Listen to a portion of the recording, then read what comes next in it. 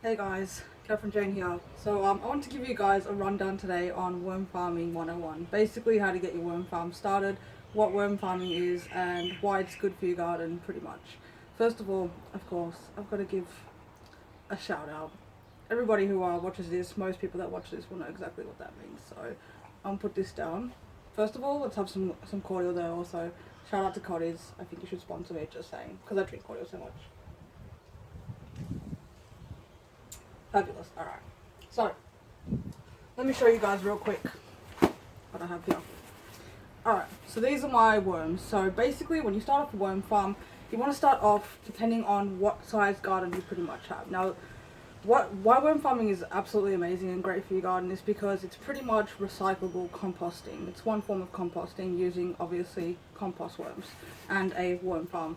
Now with the worm farm you can start off small like this with 500 composting worms. You can get different types of worms. There are 5 different species that are good for this. You don't want to have your regular garden worms or worms that are bred for bait, anything like that. You need to get specific composting worms, such as this. Now I bought this from my local Bunnings. I don't know what type of place you guys have depending where you are around the world, but local hardware store you can check and find composting worms, of course, online as well. Now I started off with 500. You can also get, if you want to build it up slow, you can also get composting worm eggs. Now the eggs will hatch over a period of about 12 weeks depending on the conditions they're in. You don't want to have it too hot or too cold, but they will hatch, and obviously because they are babies they're going to produce everything a lot slower than your mature worms would, which is what I have here. Now the first time I did this I started off with I think 2000. I went a bit crazy, guys, I'm not gonna lie. No, I don't have a massive garden. I have a decent sized garden. And what I did was I wanted to start a veggie patch basically. So I made a little garden bed. I built a garden bed and I had not too much, probably like maybe a 6 meters by 2 meters of land. And then my garden bed obviously to actually plant my vegetables. So it wasn't that much ground I had to cover, so obviously I didn't need that many worms. And you've got to remember they are going to obviously reproduce in the worm farm. Now before I put these guys in, let me show you the worm farm. So again, you've got to remember that they will reproduce and they will keep, the numbers will keep growing. So you want to start off with something that will basically establish a worm farm but not basically make it crazy before you actually need it. You've also got to consider the seasons that you use it for. Now, the worms obviously cannot be in very high temperatures and they can't be too cold either. So you have to do a bit of maintenance with the worms, but for the most part, they're fairly self-sufficient, especially if you start off with mature aged worms. They will just do all the work for you, they'll eat for you, reproduce, everything will be fine. Now, you can get a commercial worm farm such as this right here, if you guys can see. This is technically a 3-tier worm farm. There is another one which is over here. I'll show you guys what it looks like. That's it. Obviously you can see all the holes in between. So what happens is you'll stack these up, right? Now the bottom one here, you'll see there's a little tap down there. Now that's called a sump. Now basically this is just a empty hollow area where all the worm casting juice and pee is basically collected. Now what you'll do is you run water through it and that's where all that stuff will be collected to make your worm juice or worm tea. Now that's the stuff that basically you want to get, as well as the compost matter. All of it is organic matter. All of it is absolutely amazing for your garden. It's really, really great. It absolutely helps boost the growth of plant life, especially vegetables and fruit. And I've used it and it's absolutely amazing stuff. Now if you're curious, this is what it looks like. Now this is from last year I think, so I'm not going to use this stuff. I mean, it does last quite a bit if you take care of it and obviously mix it properly.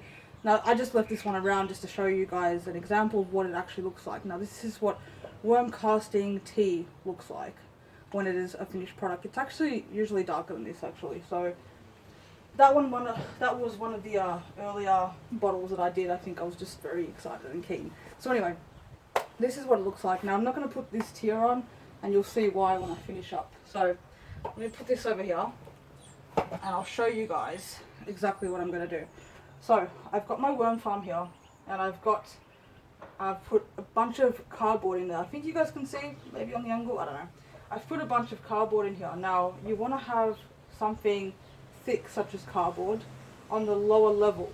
Now this is the first tier that's connected directly to the sun. So you want to have that cardboard there just to make sure you prevent any worms from sinking in and falling through those holes. Now obviously you can't cover it always, but once you put the compost and once you put organic matter and it will turn into compost, the worms will chew through that cardboard, eventually get down and through that cardboard. But you want to try and like give them a bit of a helping hand as they start off. So you don't want, a bunch of worms falling into the sump.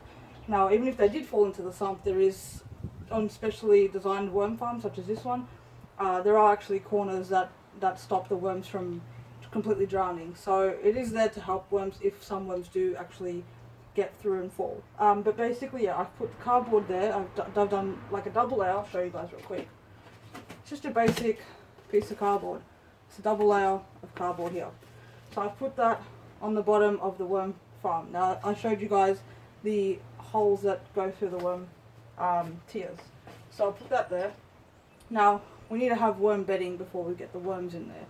Now that second tier, or third tier technically, I'm not going to put that on yet, because what you want to do is you basically want to encourage the worms to migrate where the food source is. Now that's exactly what they're going to do. The moment you put them in there, they're going to want to start feeding, and then they'll start breeding. So you want to make sure they've got enough food to eat.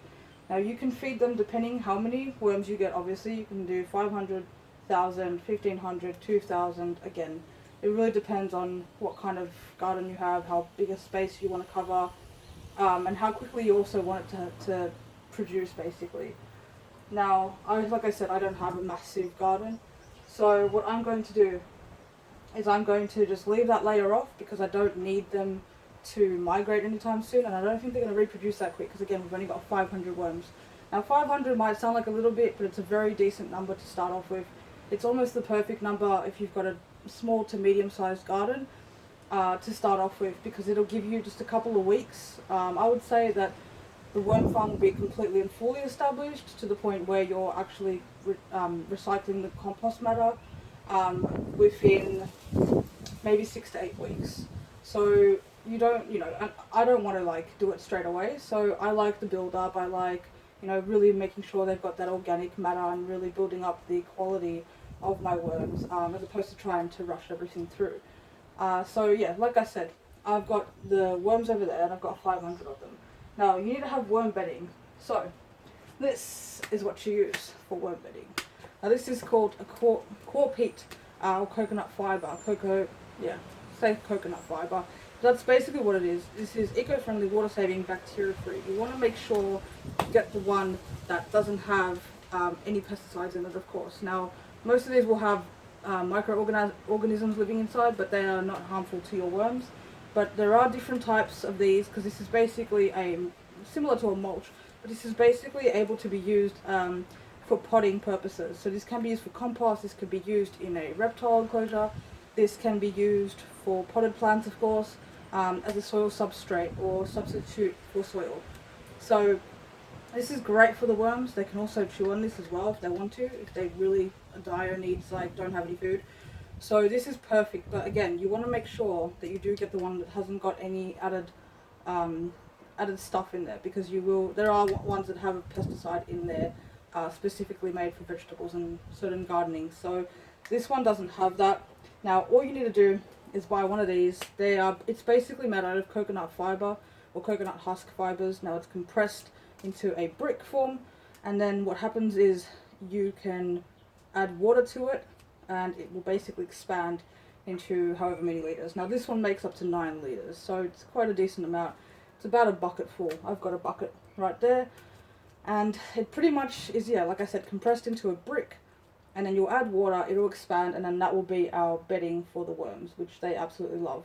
You can also put wet newspaper on top. You want to have some layer of newspaper on top, so the worms have some sort of shaded cover as well, and also to keep the moisture inside. Now this is perfect again for that, because this is specially designed similar to a mulch to keep and retain that moisture and water content. so this won't dry out. Now obviously you've got to make sure you've got good conditions. Now your worm farm, you want to have it somewhere shaded. You don't want to have it somewhere that's it's going to get very hot. If you live somewhere in a warmer or humid climate, you want to make sure you put it somewhere that it's not going to get too heated or too cold. Like I said, that is very important. That's probably the one thing that's your worms are more at risk of being killed by than anything else. Obviously being overheated or too cold, or being underfed or overfed. Those are the main things that will, affect your worm farm and the quality of everything. So you got to keep an eye on that, guys. So yeah, I just want to show you guys that's the brick. You can get it from your local Bunnings store. I got 2 of those. I might actually use one of these for Fred. Freddy's my bearded dragon with some sand, but for now I'm going to keep this as a spare. So I've got here, I'll show you guys what it looks like. Now it is very compressed, but I can show you guys real quick. That's exactly what it looks like. It's like a little, you can see all the coconut fibres in there. Now this is the part where I'm going to get messy. But you can see all the coconut fibres in there, and that will expand massively once I add water to it, which I'm going to do right now actually. So let me get my trusty garden gloves. Now let's show you guys. This is going to get messy either way, no matter what I do, let's be honest. But I'm going to show you guys anyway. So it says that it tells you the measurements on the packet as well. So make sure you read the measurements. You don't want to make it, I'll show you guys the consistency you want, but you don't want to make it too watery to begin with, because then you're just going to have to add more coconut fibre, which is what I call it. It's called the core peat brick, but I just call it coconut fibre. So it says you should add 4.5 litres. Now I've got 3 litres, 1.5 of cold water and 1.5 of hot water, warm hot. So I'm going to add that in and we'll see how we go. Now I'm going to add the hot first because you want to immediately start the breaking down process. So we'll add that in first. Make sure you tip it all the way over the brick. Try and cover all the edges and keep tipping the water as much as you can all the way over the brick if you can. Now I know you guys can't see this process, but hopefully. Alright, so that's 1.5 litres. I don't know if this is going to be enough, guys, but we'll see how we go. If we need more water, we can add more water. So once you do this, this is going to take roughly 5 to 10 minutes to actually dissolve and expand and break down to the point where you can actually use it for your bedding. So we'll add some more water. This is a very easy process. Now, I want to tell you guys why worm farming is a great way to compost. Now, that's all good. Okay, now it's a really, really great way it recycles your organic matter first of all. So you're basically helping reduce waste. You are helping the ecosystem produce quicker because this goes directly into your garden. Now, the composting stuff is what you're naturally supposed to have. Now in a lot of soil types, such as where I live in Melbourne, we have what is called the clay soil or dry clay soil. So it basically doesn't produce what you want it to produce. The organisms don't thrive as much, and my soil naturally doesn't have that inside it. So what I want to do is I want to basically boost it, and this is perfect for that. So if you live in an area where you've got really dry compacted soil, this will actually break down that matter and also beneficially help the rest of your garden as well. Flowers, plants, veggies, whatever you've got in there, it will help that as well. And as I've said again, you are recycling that compost matter. So anything that is waste in your house, if you're throwing away any vegetable or fruit matter, you can recycle that and use it for your worms because they absolutely love it, and that is basically their food source. Now, you want to make sure there are things that they can't have if you're wondering. They can't have any meat, they can't have any dairy, and you don't want to put anything acidic. No orange peels, no tomatoes, no onions, anything like that. You want to stick to your mainly green and root vegetables. So you can put like lettuce leaves, carrots, spinach, bok choy, things like that. Cabbages are really great, and especially anything that has a very juicy content. That sounds weird, but you know what I mean. Anything that has high moisture level content is very good for worms. Potato skins are okay. Make sure you wash them. Now worms don't have teeth, so you want to have something that is very mushy. You don't want to put whole vegetables in there because it will take them a lot longer to break that matter down. Now I'm going to show you guys next time I'm going to make a specific feeding video for the worms. Today is just about getting them into the worm farm, but I'm going to show you guys a specific video on feeding the worms and go more in depth of how to feed them and what you can feed them. And I'll show you guys how I do it and my technique on doing that. But anyway, let's move along. So that's breaking down very slowly. I think we might need more water, but we'll let it go for a little bit longer. Now I'm going to show you guys the worms. Give me a second. Alright, so let me check on this real quick. Oh, it's already breaking down. It's a fairly quick process that happens. Like I said, it takes about 5 to 10 minutes for it to completely dissolve. Also, you don't want to mess around with it too much because you do want it to really absorb and expand into that water. So when you see it, don't be alarmed if you see it floating or looking like it's seemingly floating in a bunch of water. Again, if you follow the measurements, you should be fine.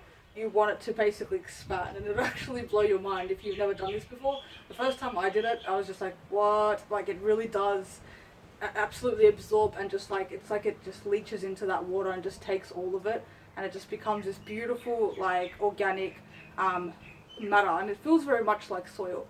Now, another question that people usually ask when it comes to worm farming, the biggest things that they worry about, because this, as you can see, is a commercially made worm farm. It's very compact, very easy to use. It comes with everything that you need. It has a sump, there are layers you can lift off very easily.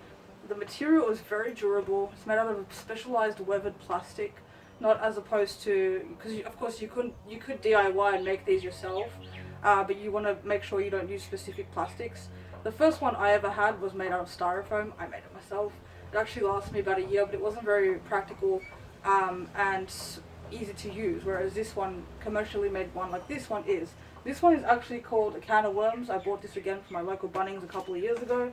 But you don't want to have it, again, like I said, you do have to take a little bit of care of it, even though it is made out of these plastics that are durable for weathered conditions, and you want to keep it out of the sun. That's the most important thing. It's not bad if it gets cold, as long as you make sure that the worms are warm enough. You can get a worm blanket, which is a bedding that you put over.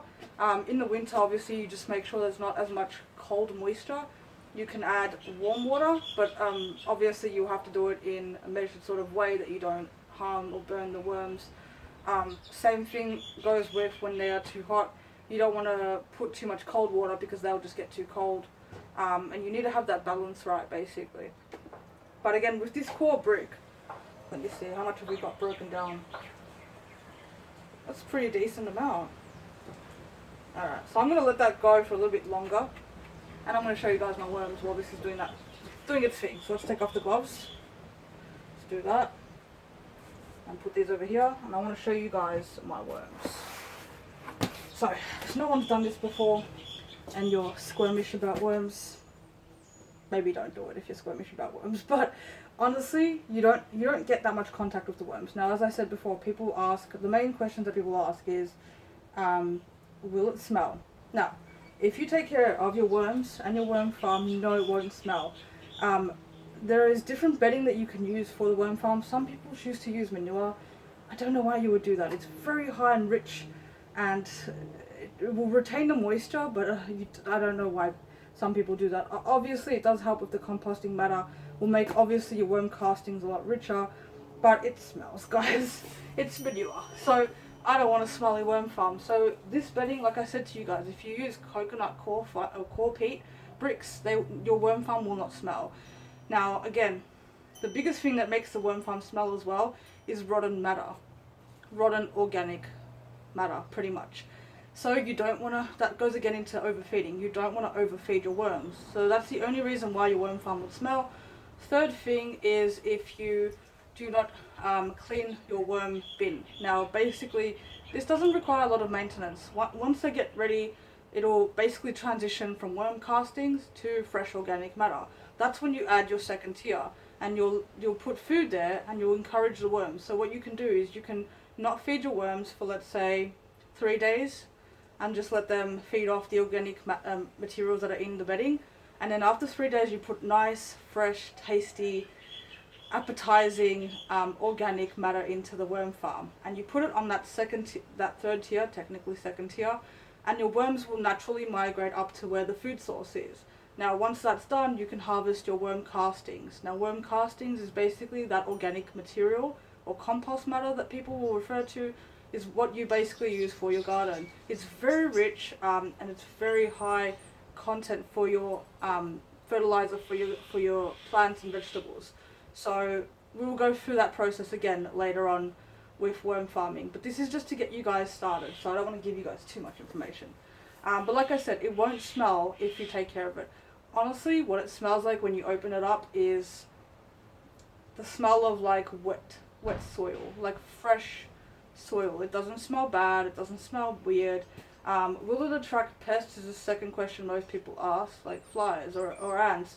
What you want to do is you want to have it, like I said, in a cool shaded area mostly, and you just want to maintain it. And if you do that and you make sure you don't put too much food in there, no, it won't attract pests and flies and stuff like that. Your worms will be very happy and content, and you won't need to really maintain it, again, as long as you don't overfeed them. So I'm going to pause this real quick for you guys. I'm going to come back with part 2, and I'll show you guys my worms, and we're going to put them into the worm farm. So I'll see you guys soon.